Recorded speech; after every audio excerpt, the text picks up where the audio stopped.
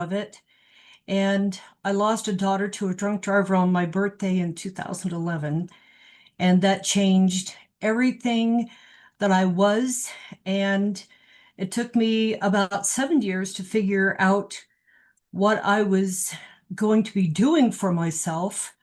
And it took a long time, and I was a very angry person. I was hurt on the inside. I was so wounded, I hurt others. I was so wounded I hurt others. What do you mean by that, Diana? What exactly was going on during your life at that time?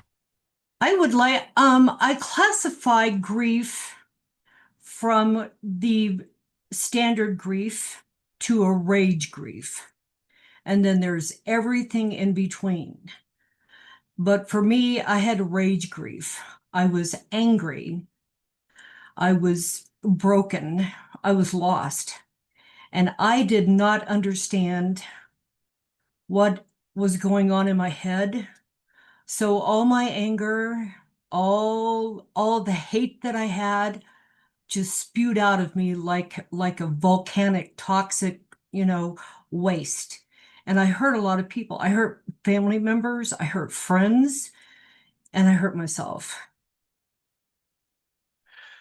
Someone once told me that when they're experiencing grief because they had a child that they lost, similar to you, their child was murdered, and it took them a long time to not be angry and not to use that anger in destructive ways. And this is their own words.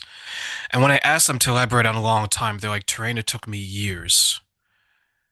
The person that they were becoming, they didn't like that person, but they felt trapped in that identity of that person. Is that something that you experienced, or did you experience something differently? I felt very trapped. I couldn't I see there's a way that high functioning grievers experience life when they have to do their job, when they have to cook, when they have to clean, when they're around other people, they're kind of more normalized. But that grief, that rage, that anger is sitting right on the edge of it. And if anything goes wrong, boom, just like that, they can change in a heartbeat. And the rage just sits there and it's waiting to explode at any moment. And I experience that all the time. Do you think you can ever forgive yourself for what you did? I have. I have Because that I have tranquility now, which I didn't have for the longest time because I was trying to figure out not just the why, but the how. And that can be very, very difficult to explain how you're going to live from the before to the after. Does that make sense? it Because does, it that does. that middle stage where I was at, I was there. It seemed like I was there forever. And I couldn't wake up from the nightmare that I was in until my oldest daughter said to me, "Mom, don't you see me anymore?" Don't you see me? What do you think she meant by that? Knowing my daughter as well as I do, she was wondering if I could see her past my grief, past my pain, past my lostness, and see her as my child. But I didn't see her. I could look at people, and I imagine if anybody were to look at my aura, it would be totally black, totally dark from the pain that I had inside because it wasn't just, the um I'm bereaving for my loved one. This turned from grief to depression to complicated grief to complicated depression, severe deep depression. And that's where I was at. When I went through a grieving experience, I lost my grandmother about a year and a half ago, October 2024. This was the woman that raised me. This was the first woman that loved me and the first woman that I loved. But this wasn't the first time I went through grief. It was the second time in a number of years. The very first time I went through grief, I went to the wrong people for support, and they made my grief worse. To your point, they made it complicated and complex. This second time, I knew better, I did better, therefore, I was in a better position to handle the grief. Right, But unfortunately, sometimes the best laid plans are just the best laid plans. right. There was someone in my life that took that moment away from me. And it was devastating because the person took it away from me in such arrogance. The person was very condescending in it. And even after the fact, their behavior was upsetting. But then I realized something. I realized that I didn't have to feel the way that I was feeling because of that person. And I started to take back my power. You Mm. mentioned tranquility. How are some of the ways that you're able to take back your power from a situation where it seems like everything was falling apart then, and maybe there's still a ripple effect now? Well, I can tell you, it was very different for me because the only two books that I had in my library were the Bible and a real estate book. And slowly I started reading more stories about other people.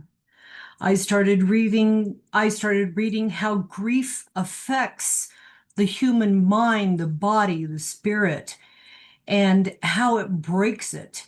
And I had to learn how children grieve, how spouses grieve, how, parents grieve, how caregivers grieve. And every person, male or female, has a role that they're playing in the loss. And that's how we have to look at that and understand we're not the only ones, but we're the one in this being that we are. And the doctors, right off the bat, they gave me like seven different prescriptions for depression, for longer depression, for going to sleep, for having an appetite, for not being, sad, mad. I had medication for just about anything. And I did a lot of sleeping. But when I was awake, I was like a mama bear. I was not good for anybody. There were times when I didn't even eat. There were times that all I did was sleep. There were times when I didn't shower like I should have, but when you're there in that spot, you're not who you were. You don't even know who you are anymore because your brain is all tangled up and you're in your head and it's like you're walking from room to room trying to figure out, what is this room for? What am I supposed to do here? Who is supposed to be in this room with me? And every room I went into was all dark. I couldn't see anybody because it's like I had black glasses on or something that kept me from being able to see the real world. And after I started reading some of my books, I even grabbed the DSM-5 and I went through that sucker and I had markings in it. I thought I had every disorder in the book. And after I started reading more, I had to go back through it because I was gaining clarity. And that's the big thing that we need because grief is mental. Bereavement, grieving is physical. And we have to understand what is going on in our heads so that we can, kind of go through the thick mud and then get to shore again. But sometimes we wander back and forth and we try to figure out what is going on in our heads. And once you can learn that grief doesn't, it's not a permanent state of mind. it can be managed. And it takes time to learn how to manage that. And you do that through a wide variety of steps that you can take that are good for you, that can help you become a better person. It sounds like you're experiencing your version of a grief trance where you just were disassociated from reality and things just didn't seem real Right, because of who you were, who you're becoming, and maybe you couldn't see who you were going to be. From that moment where things just looked dark, reality didn't seem real. right. How was grief how did it feel that grief was taking things away from you? Since you mentioned your reality, your feelings, and your awareness, what else do you think that grief was taking from you during that time? It took away my happiness.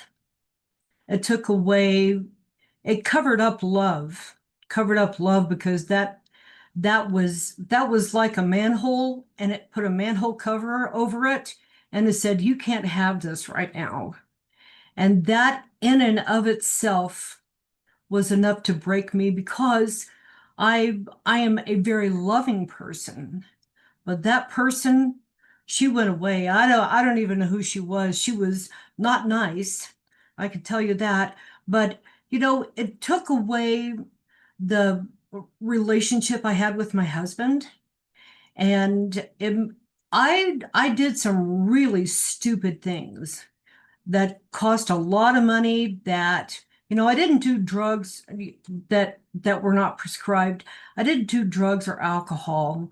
I chose a different path to appease my mind, to give me that dopamine that I needed, because I couldn't build it myself. I couldn't find any way to do that.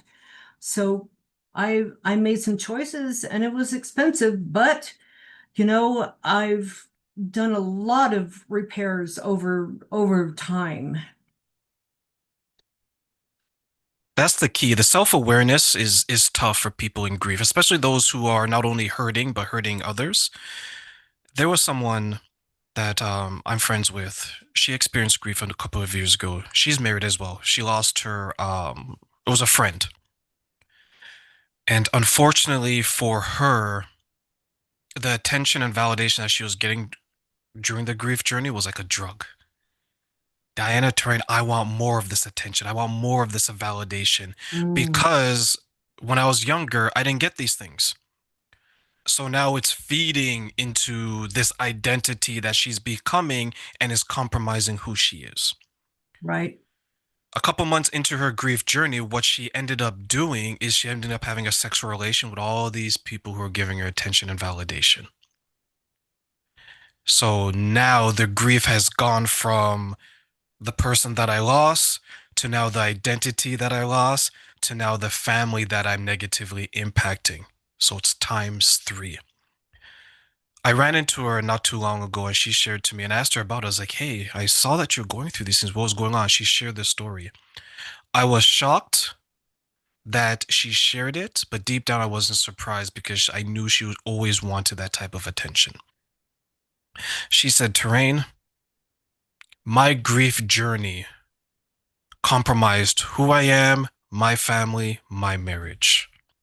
And she's like, after all of that, I felt used. And she was like, I lost someone that I cared about, the friend, but it turned me into someone that I hated. And when you mention what happened with your family, it reminded me of that, how we get lost in that grief, in those very strong and intense emotions, and Right. we don't know who we are going to become. Do you see some people, or maybe even yourself, struggle with that, that when they look in the mirror, it's like, who are you? I don't recognize this person. Yeah, I did that for a while, and and I quit looking in the mirror. I became very sloven, and I was so unhappy. I didn't take care of myself. And I did abuse myself in many ways, but most of it was I didn't go to those extremes. But people when they are, like for you, when you lost your grandmother or the first relationship that you lost, you were overcome by a narcissistic personality, and that person used you. And that's horrific, but I'm glad you were able to realize what that person was doing. They were manipulating you in every possible way. And for people that are seeking attention, that validation that they need, that is filling a hole that they don't realize is there. And they are looking for that fulfillment, that satisfaction that says, I'm being recognized and someone is understanding. Whether it is the right understanding or not, that time gets filled, and they have a sense of accomplishment, of validation that says, you know, I'm like having my ego stroked, you know, and that's making me feel better, but that isn't really the best solution. So many people get stuck, and they don't understand grief itself, because grief isn't just death. Grief can be any life traumatic event that takes place. You can have a divorce. Your child can run away. You can be a caregiver of someone that you've had in your life for quite a while, and then they're gone. I've seen that happen to numerous people, that was their identity, and they were that person taking care of that person that they gave all their time to. And then suddenly that person is gone. What do they do with their life? They have to re-identify themselves. They have to say, who do I want to be? How do I want to live my life? Do I want to be in a bereavement state that leads to deep grief and ruins their life? Or do they want to focus on understanding how to manage their emotions? Because, grief is something that it's in us. And I'll tell you, you can snap your fingers just like that, and it's there. But grief sits right beside, the sadness, the negative side of, or the dark side of our hearts. But the bright side is where we have joy, we can laugh, we can sing, we can dance, we can walk in the sunshine, we can cook a great meal. But on the dark side of that, if you flip that heart over, there is something just waiting to come out, just waiting to happen. And then as soon as it does, boy, I'll tell you what, it pierces right through that heart. And then the other ones get sucked into the back. And then you're stuck going, what in the hell just happened? And, that's the shock part of it, the denial part. And you go through all the stages, but you have to understand yourself well enough to manage what is going on. And that is what's wrong with our society today. We don't understand how to manage what is happening. It's just like, if there's a school shooting and kids are witnessing it, or they see someone get hit, hit in the parking lot, that's traumatic. That triggers something in their heads where they're either in shock, or they go, let's do something about this. So somebody with like a first responder mind might jump right in and, start doing what needs to be done, the triage. And others are standing in the background screaming and hollering and, you know, doing the blame thing. Stop that bad guy. But we have to understand ourselves well enough to learn how to manage what we throw out to the world. You're either going to look like a victim or you're going to look like you're thriving. And I use the two V system for this. You know, you either are a victim or a thriver, but somewhere in the middle is the survivor, the person that has to find their way to be in the middle so that they can thrive. But everybody is going to be a victim in some way in life. There is going to be something that happens. So, how long are we going to be a victim? How long is it going to take us to move into survival mode where we understand what's going on?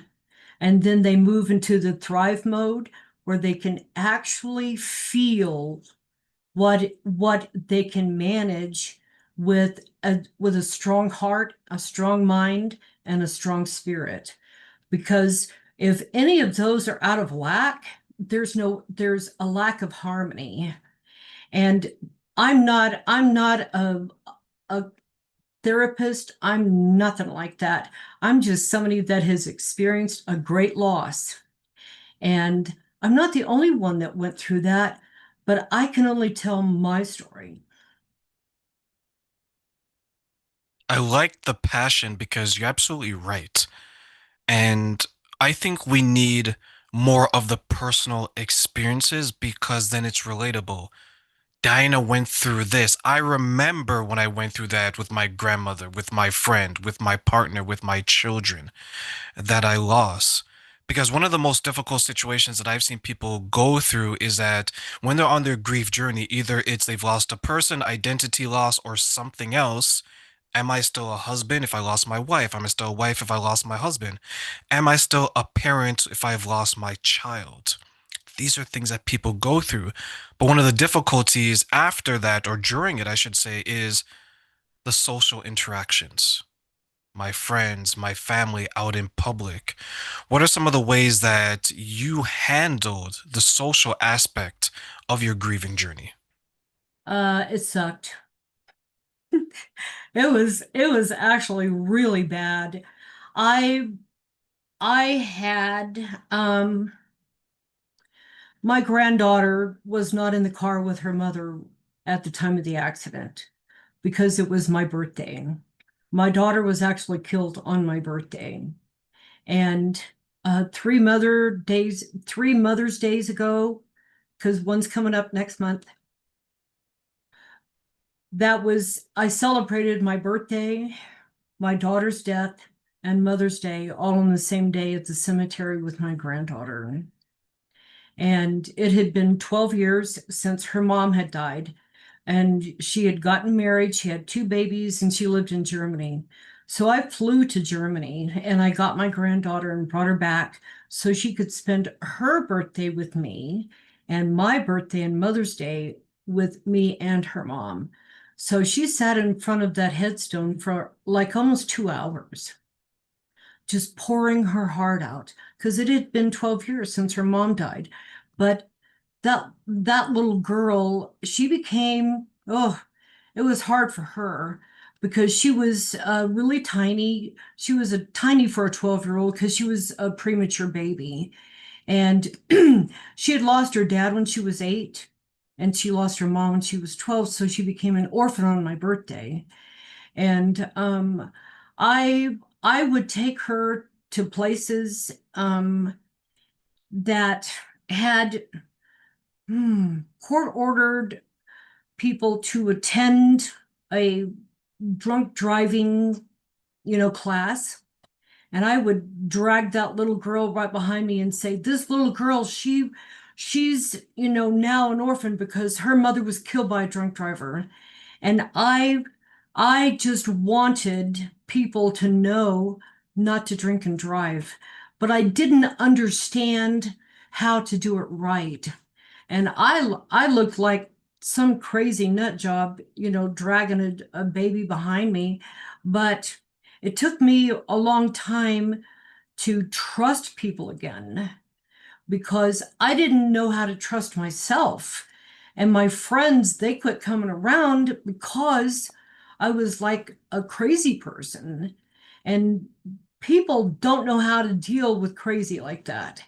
And it took me a while to find my balance again, to find that harmony that I needed to be able to sleep at night without the nightmares, without the flood of, you know, everything just coming in and keeping me stuck in that hard place. It was horrible. Friends, they were gone. I have new friends now. So none of your friends made that journey with you. No, I refused treatment because I went to one therapist and she said, "Now I want you to read this book. When you're going through grief, what makes them think you can read?" My brain wasn't, triggered to read. It was triggered to react to anything that was going on around me. And I was like that Black Panther. You can't see me, but if you do something, I'm going to pounce on you and I'm going to get you. And that's what I did. That's how I acted for the first 7 years of, my after my loss. And it took me and coming up here real soon, it's going to be 15 years. So it took me, I was in the deep, complicated grief for 7 years. And then it took me like another 4 years to help me find a balance that I could live with, that I was at peace with. And now I'm doing something totally different than what I ever thought I would. Dan, when you look at the woman that you were before losing your child and the woman that you are now, what are some of the differences that you've noticed in yourself? Oh boy, that's a really, really good question. The before was a very extravagant in a lot of ways. We had 5 kids and they were all pretty much adults in a way. My kids are older and his kids are younger, and we had to buy cars and computers and furniture and clothes and coats and you name it. So in a way, it was very extravagant because we took care of others. Even the grandkids, they were given anything that they needed. And then I I was not working like what I was, but I was still spending like I was. And it cost a lot of money. But the person that I am now, I'm much more focused on tomorrow, not today. The present is important, but I also understand what is going on for me to build a tomorrow because I wasn't doing that before. And I'm much more cognizant of everything. I hear things, I smell things.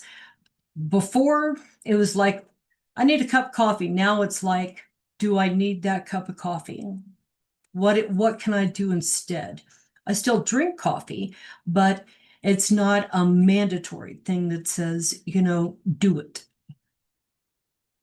Why do you think you're more aware of the tomorrow and that you're building towards that tomorrow? Because very soon I'm going to be 68 years old and I have to be, careful of what I'm doing. Before time wasn't a consideration. Now it is.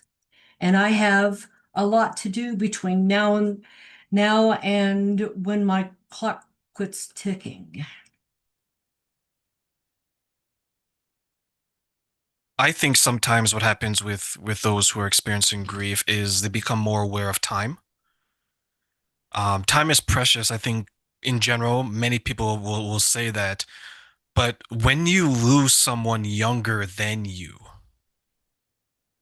begin to realize, oh, I can go at any time because here I am expecting that my daughter, my child, my son, whomever was going to outlive me. But now it's kind of the reverse because the expectation is always that the child buries the parent, not the other way around, Right. Let me right? let me tell you a story that kind of uh, kept me in my limbo for a while.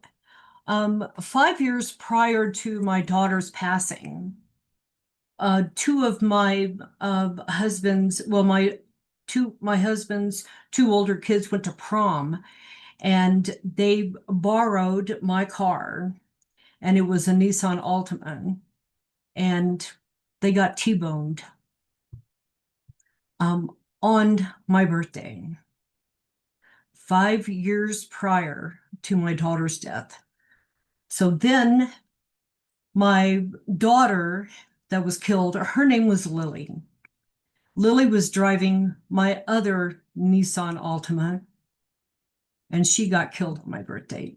She had a driver to driver headlight collision that spun the cars around, and it basically jelloed her whole body because of the impact. And it was very different, but I worried for the next 5 years that somebody would get another Nissan, and or I would get another Nissan. And I didn't, though, but I worried that another Nissan would be purchased by somebody and have an accident 5 years later. So that was stuck in my head, and I lived in that fear. Every birthday was just torment for me. And it's like if it happened once, it happened twice, it can happen a third time. And I was a mess. There was no way for me to have that peace because I just had that fear, and it kept being fed. Then to top it off, the girl that killed my daughter was 31. A 26-year-old woman killed my daughter. Her blood alcohol level was 3 times above the normal limit. And she served only 2.5 years of a 10-year sentence. And she said to the judge, "Your Honor, I'm going to be in prison during the most important childbearing years of my life." Never an apology to anyone, not to my granddaughter, not to me, not to any family member. And she did her thing. She was out in 2.5 years. And to top it all off, we were not even told that she was released. So, I had a bit of anger there also. I felt like it was justified, but at the same time, how do you justify that much anger? You know what I mean? Someone shared with me that she will never forgive the person that took her child. And she cries as she says that because the anger starts to come up to the surface because she feels that and I'm not saying this is what you feel, but the way you're describing it kind of reminded me of the situation. She was like, all these things happened to me and my family when she lost her son. And sometimes you at least want the acknowledgement or the apology or some type of closure, but she Right. wasn't able to get that. And the person, um, I think, if I remember correctly, I don't think they served a long term if they even served one because by the time she was able to find the body, there was so much time that's gone by. So when you share that story about what your daughter went through and the person that hit and unfortunately ended her life, when it comes to the act of impaired driving, whether it's alcohol or something else, what kind of emotions does that stir up in you when maybe you see it on the news or you hear about it otherwise? Well, I can tell you, I have a hard time watching um, accidents like TV shows, 911, anything like that, where there's, the potential death and how it happens. That kind of rocks me a little bit, but not like what it did at first. My granddaughter, when she saw, when we would be in the car, if she saw an accident, she would say they were drunk driving. because she correlated those two concepts together. And it was very difficult for her. But now, I'm a little sensitive to, watching maybe a young person being extracted from um, a, a vehicle in a TV show. But for the most part, I'm actually at peace. And it's just like the girl that killed my daughter. um, I did not necessarily forgive her, but I understood how she got there. Because when you're a party animal, that kind of thing happens. And you can't, you know, ignore the responsibility because we're all accountable for what we do. But we have to be more careful with our own lives and our own actions so that we can learn how to live, without a regret for tomorrow. And it's just like, here, I want to share with you, Terrain, one of the things that I think is so important in mental health. Um, Maslow, he had, that his hierarchy of needs. And the first ones are safety, security, and food. And a lot of our kids today, that they don't always have that. I didn't always have that.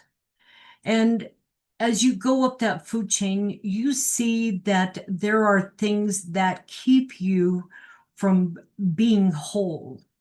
Because if you are, physically abused, sexually abused, mentally abused, any kind of abuse that you have to carry through your childhood into teenagehood can lead to um, the need to be validated. And how is that validation done? Is it done through peer pressure for sex, drugs, alcohol, theft, whatever? Because we want to belong. And if that then goes from childhood to teenage to, over 21 and then into 25, into 30, we have unresolved trauma that once you hit one trauma level, because I believe trauma goes up in steps, especially if you don't understand what that trauma was. You just learn to, put it up on a shelf and leave it sit there until something happens that it breaks you, and then you become a wreck. So all of these traumas I had, I had a lot of trauma, and that's probably why I I was stuck in my grief for so long because I had a lot of unresolved prior trauma that caused me to just break. And when you break, you don't know how to put it back together. It's like it's like a broken window. All the glass falls outside, and you're looking at it and you're going, that was me. That was the parts of me, and then you try and find some way to put it all back together to where it makes sense. And you don't always do that because super glue doesn't really hold glass. Duct tape might. You might take a hammer, but you know, I believe trauma happens to every person. And I think we need to understand what the trauma is and have support that we need to understand it. We don't necessarily have to have therapy. We need to understand because I had three molesters in my lifetime from age 5 to 16. And I I never understood that. I lived with that for a long time, and that led into adulthood. I was physically abused as a child, and I took that into adulthood. We were poor, and I took that into adulthood. Anything that happens in your life that goes unresolved will follow you all the time. And like I said, behind your heart are all those dark things that are sitting there waiting to explode and then to make you feel like you are a victim. The hardest hit victim that you can, because trauma is going to stay there. And I had to, that's why I now have a library of books on grief and the human being, the heart, the soul, the mind, the spirit, everything about us. We need to be anchored in love, but so many times we're just anchored in pain, and we don't know how to understand that. You mentioned a few things that I found very interesting. One, Maslow's hierarchy of needs. I 100% agree with you, right? We want food, we want shelter, we want these things. Those are basic core needs. Right. And then you touched on the social aspect, how we go external for these things instead of internal first. And then you mentioned the journey of grief and the pain and what we have to do to identify and acknowledge. What role then do you think that shame and guilt plays in identifying what we need and acknowledging what we need? Well, I think the hardest thing is when you've been hurt again by whatever the situation is. Maybe you were raped, maybe you stole something and got arrested, maybe you almost died in the hospital after doing drugs. Maybe it's another bad relationship.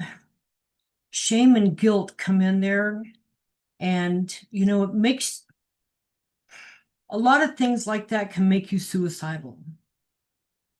And that is the hardest part of having unresolved trauma upon unresolved trauma upon unresolved trauma, because inside of you, you are hurting so bad, and you don't even know you're hurting, but it shows you're hurting when you sit in the back of the room with the hoodie over your head, or you wait until the grocery store is just about ready to close and you go do your shopping, or you do whatever you do quietly, almost silently, because that wounded person doesn't want to be seen.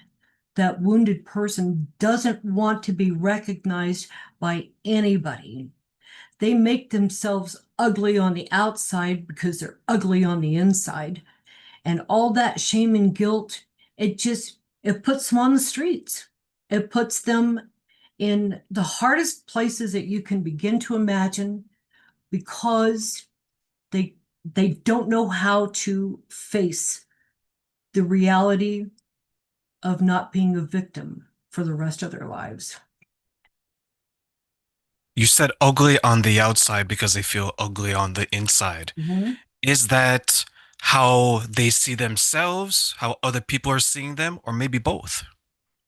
Well, let me tell you, in court, um, they don't when you're sitting before a judge, you're usually in, the jailhouse colors with chains on. And but then when you go to a jury, they dress you up. They make you look better. You get a haircut, you get a shave, you get, a decent set of clothes that they take away from you after. But, I see it on TV all the time, and I've seen it in court. You know, when you don't feel good about yourself, why do anything about it? You only eat when it's necessary. You only, you know, people that are laying on the streets, they're there because of shame and guilt. something destroyed them. And a lot of times they'll use needles that other people have used, or they're so they're so drugged up, they use the bathroom on themselves and they stay that way. Then they get infections. And I know this is taking it way beyond what we were, you know, really focused on. But there's a reality where unresolved trauma can actually kill you. And it can be something that you don't necessarily intend to have happen, but it happens. Young people, old people, veterans, wives, husbands, they've lost and they can't get anything back. So what do they have to live for? They are existing. That's what shame and guilt does to you. And I think it's something that people need to acknowledge because on the surface, we've done a really good job of speaking about mental health and the different aspects of it, grief, depression, anxiety, and so on. But some of the mental health triggers, for example, we've kind of made it pretty, right?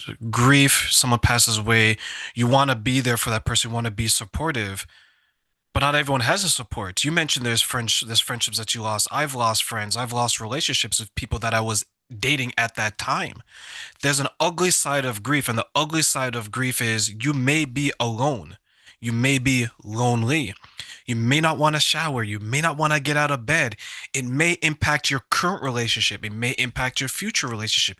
You may not view yourself as the same person anymore. So I think you're Right. doing a wonderful job in sharing the other side of grief. What are some of the things that you see when it comes to grief impacting relationships, either current or even in the future? Well, I don't get out of this is terrible. I don't really get out of my house a whole lot because I've been working on some really big projects that I want to change the world with. And I I know that there are people that they've lost, you know, uh, their spouses because they lost a child, or maybe um, children have lost a parent, and children can be any age. But for adult children, sometimes we get a little greedy and it's like, that's mine. Mom said I could have that. Dad said I could have this. And those relationships get broken because there is greed, and greed is an ugly thing too. I, that's the dark side of the heart too. And, we just have to learn to love ourselves enough to be kind to others. Because if we can't be kind to ourselves, how can we be kind to somebody else? And, there's too many assholes running around that, really just hurt other people intentionally. And with everything that's going on in the world right now, there are so many lives are lost every day. And we don't grieve for them. We pray for them. But, we're not there. We haven't witnessed what has happened.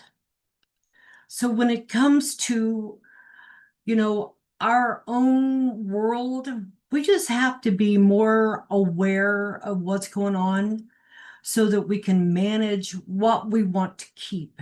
And I believe that is a big key to being able to live a healthy, prosperous life. You don't have to be rich to be happy, but that helps. But you have to be happy to be able to have that peace in your heart. You know, smell the flowers, rub your hand across, some leather or some velvet, and just pay attention. Use all your sensories to be aware of what's going on and learn to keep that balance on what you see so that you can feel it and you can enjoy that because that's where joy and happiness come from, is from how we feel and how we really, really want our world to be. And, it's just like my husband and we've been together, 30 years. And we certainly have, let me tell you, we've changed a bit. We're not as pretty as we used to be. Things are hanging down, more southernly, and, maybe there's a under construction sign in front of something or, whatever. But we still love each other. And that love is something that comes with time. And, you look at that person and you go, well, you're a little bit fatter than what you were when we first met, or, look at that gray hair, or, whatever. But when you are able to really enjoy your life, you can love a lot easier, you can love a lot smoother, you can just feel what's there. And it's like, man, I got this. But almost 15 years ago, I had it, but then I lost it for like almost 10. And it's just been these last few years where I have been able to find tranquility because I found the after me. The before me was okay because she was working hard and making money and taking care of all these kids. But the after me didn't know how to fix anymore. Because I had it all together. Somebody called me and it's like, okay, I'm on it, make a phone call, do whatever. And I was always the fixer. I had one kid had a wreck more than one time, and it was like car after car. Your insurance is how much? Holy smokes. But you have to teach them as they go along. And all of our kids now, they they've seen me and it's like, I don't want to be like that. And now they're kinder to themselves and they're less judgmental and they are able to love better and deeper than what they did before. Even though we miss Lily, life goes on. You have to learn to love your life. And that only comes with people that are able to provide the education and the patience and the understanding to make sure their kids don't have tons of unresolved trauma, and that unresolved trauma in any person can explode. But if it's a small explosion, that's probably more manageable, and they can look at that and go, I get it. I'm not going to be like that. And then they're able to get into healthier relationships. They have fewer bad habits because they like their life. And everything that they do is better, it's healthier, and they like it. Let me ask you then, what are some of the ways that you and your spouse build each other up during that time? During my grieving time, I didn't let anybody in. He just waited and waited and waited and waited some more. My kids wanted to put me in a rehabilitation facility, and they should have actually done that. But if they had done that, I wouldn't be doing what I'm doing today. And my husband said, no, she's not going there.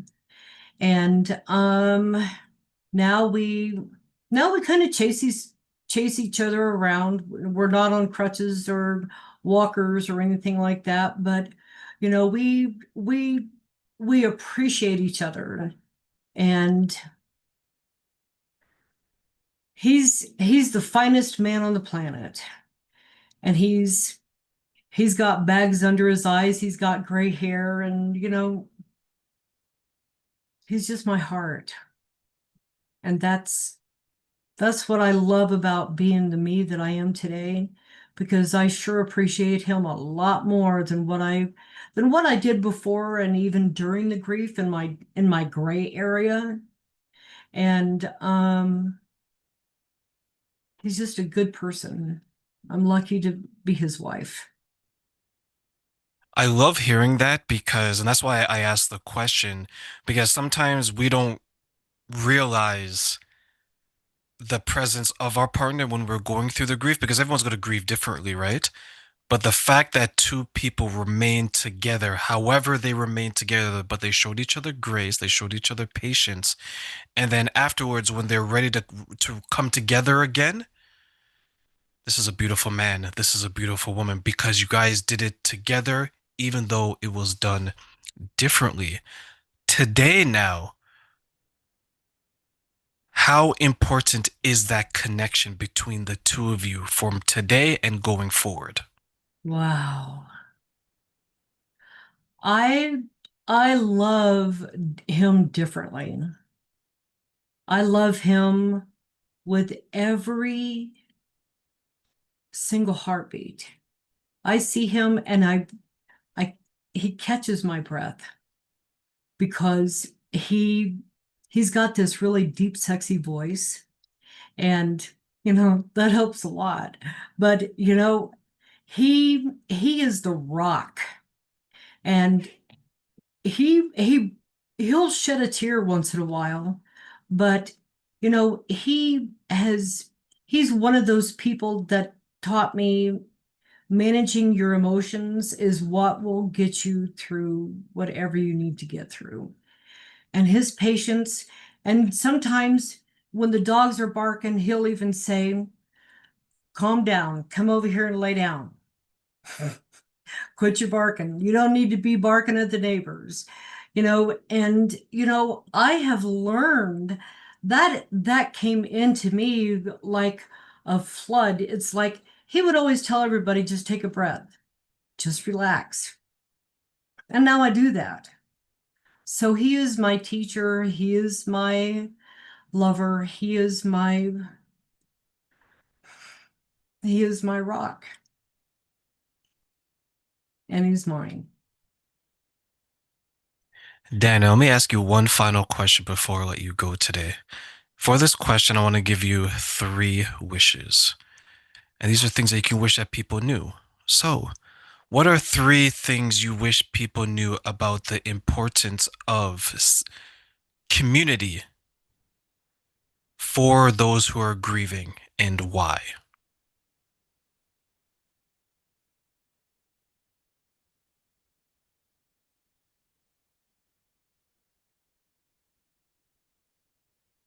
It's coming together. I think when somebody loses someone, if they have family around, that's really good. But I wish that every person had the opportunity to sit with their loved one after the loss and experience what their loved one is witnessing, if they even get to witness what is happening, because that loved one is going to tell them, um, I know you're going to cry and you don't have to, but take that love and make it a positive memory and smile and laugh and find the joy instead of the sadness that's stuck.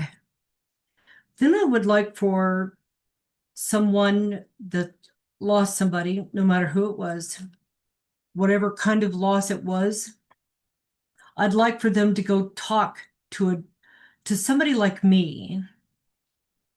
And I would express to them that they don't need to be hurting or taking a long time. They need to find ways that they can learn how to function in peace. They need to sit with themselves, not in a negative state, but in a positive state. And that allows them to look around, not with dark eyes, but with light eyes, the light side of their heart, the joy that they had with that person. Because if we close the world out like what I did, you miss so much. You miss keeping that relationship you had with your loved ones that are still here. You miss out on birthdays because, I can tell you for the longest time, Terrain, I didn't have a birthday party for myself because my daughter died on that day. What am I celebrating, So I, I want, I wish every person that goes through something difficult has somebody good that they can talk to and can guide them slowly in understanding that they are still here and that they can feel the loss and they can feel the pain, but they don't need to stay stuck in that. And that's where we quite often don't have someone give us that hand to help us up, to validate what we've been through, to give us the opportunity to feel some kind of connection. Because when you're by yourself, what are you connected to? Just the pain. So if we can allow ourselves to spread our wings enough to where we can, see what's going on and have a good meal with a friend, watch a movie, look at pictures, learn how to journal, learn how to meditate, learn how to do all that goofy, woo-woo stuff and just kind of connect on the inside. And we can understand better who we are because when trauma hits, you have to know how to react. You have to know how to respond and you have to know how